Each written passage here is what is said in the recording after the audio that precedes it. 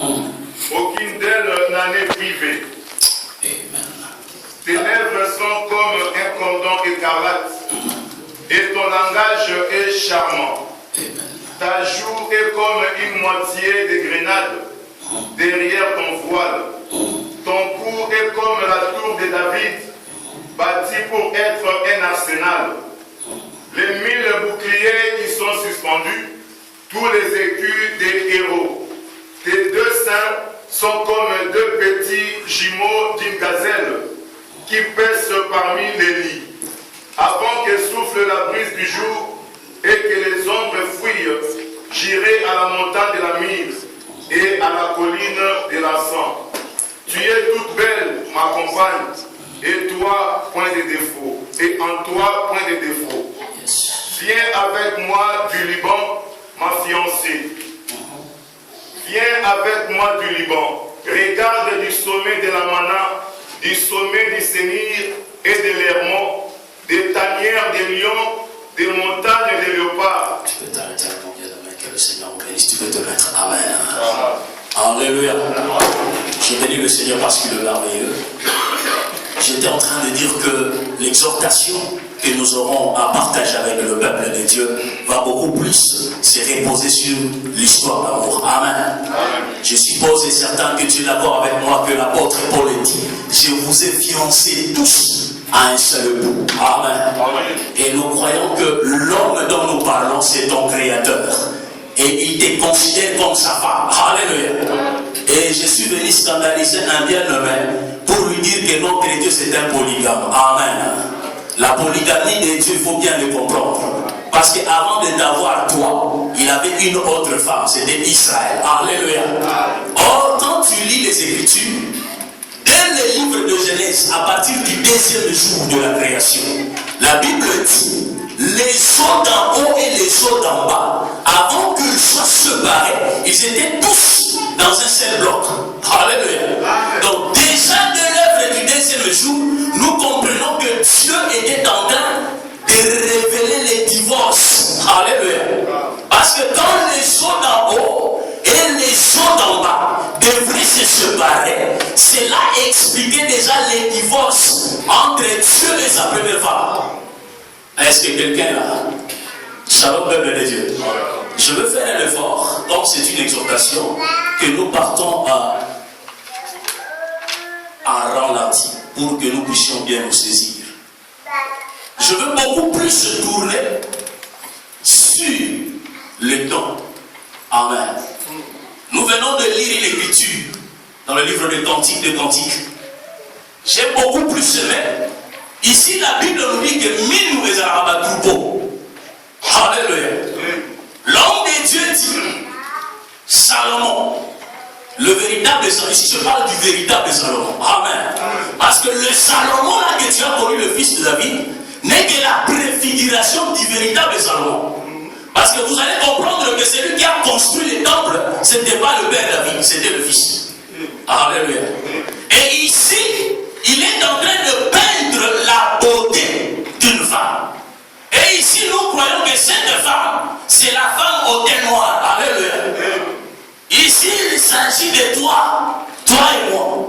Parce que vous allez comprendre que cette femme qui venait de l'Afrique, qui a été brûlée par le soleil, alléluia, c'est l'église des nations. Parce que nous croyons que quand tu commences la marche avec Dieu, les tabernacles parce que écoutez, les tabernacles à 3 parties. La marche commence par le parvis. Arrivé au parvis, la lumière qui est au parvis, c'est le soleil. Je m'adresse à quelqu'un. Écoutez, on avait la lumière du soleil. Arrivé dans le lieu saint, c'était la lumière du chandelier. Et dans le sein de sang, c'était la lumière de Dieu lui-même.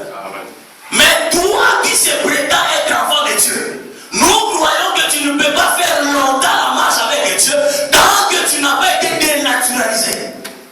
La dénaturalisation, c'est quoi? C'est l'œuvre du soleil. Amen. Voilà pourquoi j'ai toujours cru que l'apôtre Paul est la personne qui a rencontré Dieu au paradis. Remarquez les chemins de Damas. La Bible déclare qu'il va rencontrer le soleil. Or, le chemin de Damas, pour moi, c'est le paradis. Or, quand tu rencontres le soleil, tu tu dois être culbuté par terre. Cela veut dire quoi? Ton orgueil, ta nature pécheresse. Car écoutez, peuple de Dieu, aujourd'hui nous sommes en train de confondre la connaissance de la parole par rapport à la sainteté. Avoir la connaissance c'est une bonne chose. Mais ce que Dieu veut de toi, c'est la sainteté. Cette parole t'amènera à la perfection. Mais toi, étant individu, tu dois être purifié par cette parole. Voilà pourquoi le soleil, c'est lui l'agent purificateur. Et nous croyons que cette femme qu'on est en train de peindre ici, elle avait déjà connu la dénaturalisation par rapport au Messie soleil. Alléluia. Il y a un moment où on s'en compte. Moi, je vais dire, madame, je vais tomber aussi du Sahel. Vous comprenez? Et tout le monde a parti. Et ce bouc à Bomotonayo, et ce bouc à Orgueil-Nayo, et ce bouc à Ekrogo. Quand tu dis que tu es un saint, alléluia, il faut que ta vie soit toute une écriture, que le monde doit être en mesure de lire. Est-ce que quelqu'un me comprend? Écoutez, la meilleure façon d'évangéliser un païen, ce n'est pas simplement lui exposer ta connaissance. Ta connaissance est une bonne chose. Mais le païen a besoin de lire Jésus en toi. Or, la meilleure façon de montrer Jésus, c'est ta vie sainte. Est-ce que quelqu'un comprend cela?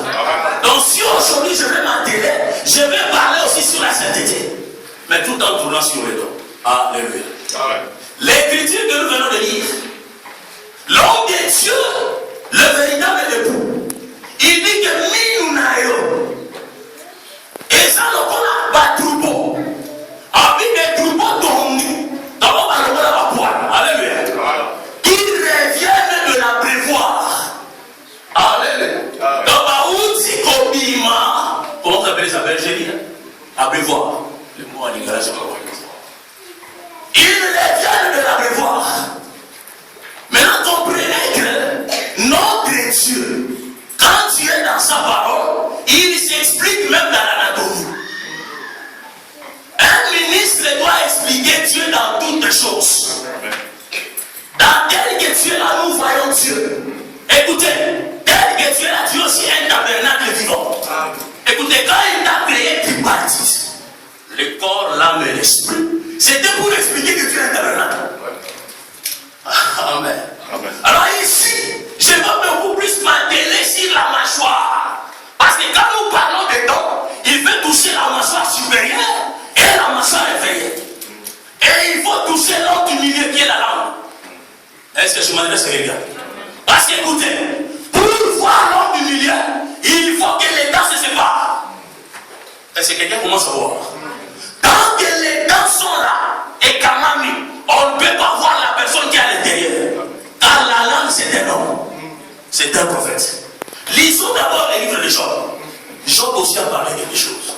Là, je ne vais pas beaucoup plus parler sur le crocodile, mais il a parlé du don de crocodile dans Job 41. C'est juste une exhortation. Amen. Je suis dans les livres de Job, chapitre 41. Si quelqu'un veut les lire, c'est plutôt déjà qui veut les lire. Bon, je lis à partir du verset 4 et je descends. Dieu dit, je veux parler encore de ce membre, de sa puissance et de la beauté de sa constitution. Un Dieu qui se met à adorer un animal. Alléluia. Il a dépouillé de son habit. Chez toi, on dit qu'il a soulevé son vêtement. Voilà pourquoi j'ai aimé la version. Ma version ici, vraiment, je ne suis pas d'accord avec ça. Oui. Job. Oui. 41 à partir du verset 4, nous descendons. J'ai vu, c'est bon, ça commence 3. Oui, merci. Je veux encore parler de ses membres, de sa force et de la beauté de sa structure. Amen. Qui soulèvera son vêtement, qui pénétrera entre ses mâchoires, qui ouvrira les portes de sa gueule. Autour de ses dents habite la terreur. Ces magnifiques et puissants boucliers sont unis ensemble comme par un sceau. Et dans une autre version, ils sont unis comme deux frères. Quelqu'un a vu ça? J'aime la version où on parle des dents, ce sont deux frères. Amen. Vous n'êtes pas là? Papa, continuez s'il vous plaît. se serrent l'un contre l'autre et l'air ne passera pas entre eux. Ce sont deux frères qui s'embrassent, se saisissent, demeurent inséparables. Ses éternuements font briller la lumière, ses yeux sont comme les paupières de l'or. Merci, tu peux t'arrêter là, que Dieu vous bénisse. Alléluia. Job nous a encore apporté un élément. Dans Cantique des Cantiques, on nous dit que les dents, ce sont des troupeaux. Alléluia. Ici, Job, il dit que les troupeaux là, ce sont de frères qui s'embrassent. Alléluia. J'aimerais te dire, Israël aussi, c'est un troupeau. Amen. Israël aussi, c'est un troupeau. Quand tu lis dans Jean 10, je crois, l'homme le Seigneur dit, le berger sera frappé. Amen. Et les brebis seront dispersées. Ces brebis-là qui devraient être dispersées, il s'agissait du troupeau d'Israël. Je m'adresse à quelqu'un. Israël avait perdu le véritable berger. Et ils sont dispersés. C'est ça le don qui ne sont plus ensemble. Je vais arriver. Comprenez-moi très très bien. Nous allons comprendre que dans la mine,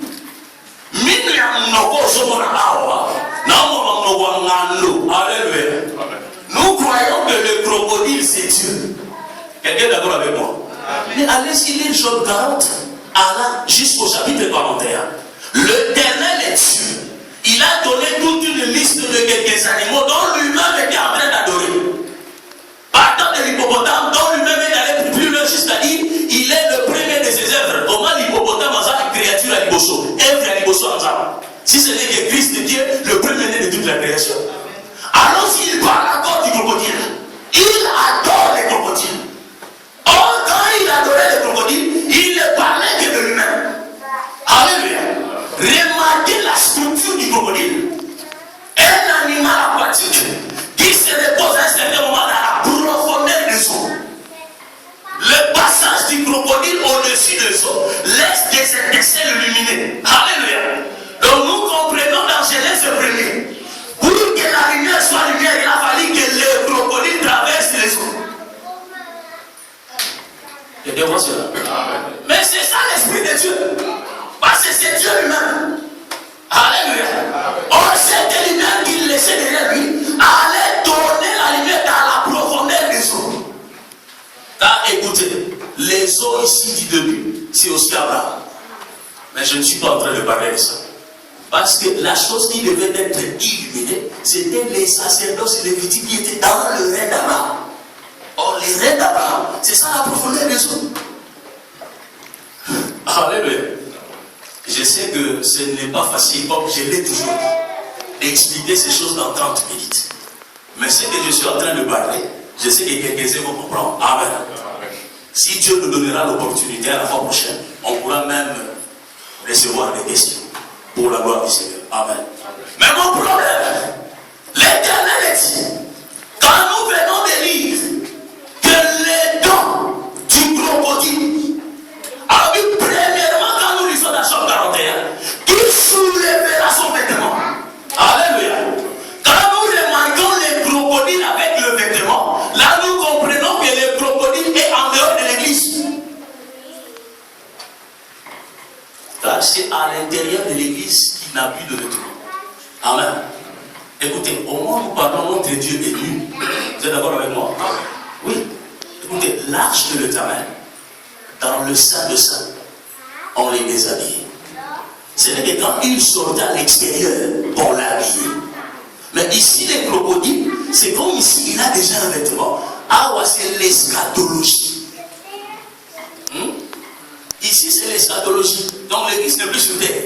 Bon, pour éternuer, il ne faut pas faire pas s'embrasser. Israël a son guéraille. Autrement, maintenant, le problème, c'est positionnez les noms. Au moment où nous parlons, on dit que dans les dents du crocodile, il se libère la terreur. Au moment où nous parlons, le crocodile n'a pas encore fermé sa gueule. Il a sa gueule ouverte. Quelqu'un voit cela? Et sans jamais, mon oncle est appelé. Pourquoi mon oncle fait ça appelé? Pour que l'Église des nations ose m'envoyer comme on a la langue. Car la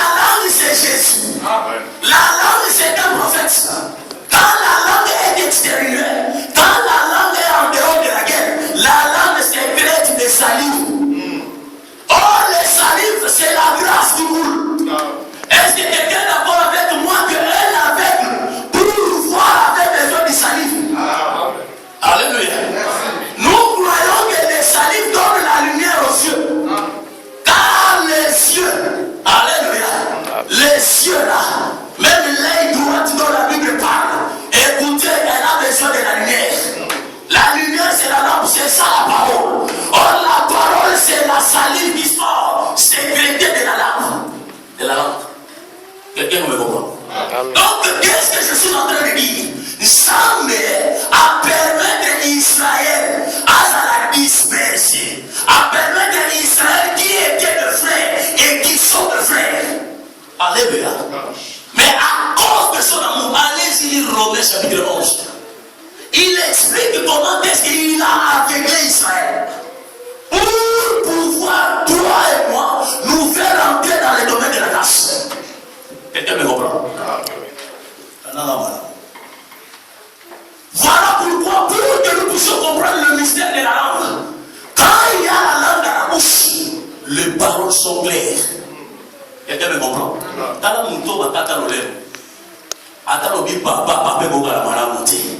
Quelqu'un me comprend? Tu es un bienheureux parce qu'au milieu de toi il y a la langue. Quelqu'un me comprend? Quand il y a la langue, les paroles sont claires. Alléluia. Et ce que j'aime, la langue occupe la place du milieu. Amen. Remarquez que cet homme a toujours été l'homme du milieu. Alléluia. Oh, le milieu explique son autorité. Quelqu'un comprend cela? Ça, c'est Jésus. Et nous serons plus de comprendre que la langue là qui est l'homme du milieu, c'est Joseph. Amen. Quelqu'un comprend cela? Au moment d'Israël, au moment où nous parlons, tellement que ma ici la langue, il y a beaucoup d'interprétation. Amen. La personne qui reçoit la langue, c'est Égypte. C'est ça, Joseph au milieu d'eux. Quelqu'un comprend cela? Joseph au milieu d'eux, il est né la langue. Mais il y a quelque chose que je veux là pour que nous puissions comprendre. Pourquoi quand nous avons l'identique des cantiques, la Bible est allée plus loin jusqu'à dire qu'ils sont des troupeaux tondus au dans là-bas poil, qui revenaient de la prévoir. Par là, nous allons voir Lévitique, le chapitre 14. Rapidement, parce que nous n'avons pas assez de temps, je vais te dire tout de suite. Lévitique 14. Lévitique chapitre 14. À partir du premier verset. L'Éternel parla à Moïse et dit: voici quelle sera la loi sur les lépreux pour le jour de la purification. On l'amènera devant le sacrificateur sortira du camp et il examinera le lépreux. Si le lépreux est guéri de la plaie, de la lèpre, le sacrificateur ordonnera que l'on prenne pour celui qui doit être purifié 2 oiseaux vivants et purs, du bois de cèdre, des cramoisis et des lysopes. Le sacrificateur ordonnera qu'on égorge l'un des oiseaux sur un vase de terre, sur de l'eau vive. Il prendra l'oiseau vivant, le bois de cèdre et le cramoisi et l'hysope, et il le trempera avec l'oiseau vivant dans le sang de l'oiseau égorgé sur l'eau vive. Il en fera 7 fois l'aspersion sur celui qui doit être purifié de la lèpre, puis il le déclarera pur et il lâchera dans le champ l'oiseau vivant. Amen. La parole du Seigneur. Ici maintenant, nous allons expliquer les mouvements de ce troupeau. Que les cantiques venaient de parler. Amen. Ils revenaient de la prévoir. Donc c'est-à-dire ils sont sortis hors du camp. Quelqu'un me comprend? Ils sont sortis hors du camp. Pourquoi? Parce qu'ils portaient sur eux un habit sale. Or l'habit sale, c'est ça la lèpre. Écoutez-moi très bien. Zambé a béni Adam hors du jardin à cause de l'habit sale. Je suis avec quelqu'un. L'homme ayant péché, l'homme va porter les feuilles de figue. Alléluia. Or les feuilles de figue, ce n'est pas un habit conçu à la manière de Dieu. La preuve en est quand le soleil apparaît, les feuilles de figue se prosternent et à 40. Je m'adresse à quelqu'un. Mais ici nous expliquons que les brebis là où le troupeau, dont les Écritures ont parlé, qui sont dedans, qui revenaient de la prévoir, sortant de la prévoir, ayant maintenant sur eux, vous me comprenez, le poil tondu, dans la zone à la poil. Je suis venu t'expliquer que pendant la marche de l'église sur terre, et ça nous sert à la poil, parce que cela doit se faire pendant 7 jours. Parce que le 8e jour, il faut que les lépreux retournent dans le camp. C'est ça le retour de l'église à la maison. Quelqu'un me comprend? Et on a dit, la connaissance, c'est bien.